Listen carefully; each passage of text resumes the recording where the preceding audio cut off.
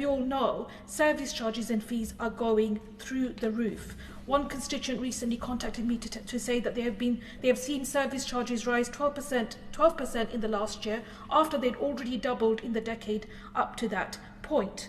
Residents of Aberfieldy Village in my constituency are reporting to me that service charges increased of £600,000 by First Port, and residents of Wapping Lane development report to me that their service charges increased from £7,000 in 2014 to £17,000 this year by Ballymore. Now, across the board, these residents and constituents tell me that they're receiving no transparency about the accounts, and we know that they cannot easily or fairly challenge these increases in court.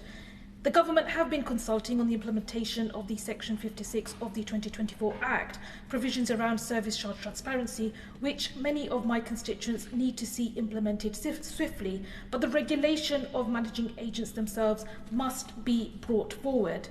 I cannot simply accept the massive discrepancies in costs, the service charge increases, the lack of communications, and the lack of basic decency. In Poplar and Limehouse, many of the leasehold bills we have are huge. They are incredibly tall, over 20 floors in many cases, and that would make it very difficult for leaseholders to take over and run themselves their buildings under right to manage, a system that itself needs desperately simplifying. So there are some changes that are being brought forward in the leasehold bill, but for thousands in my constituency, they will continue to suffer under runaway service charges and rogue managing agents.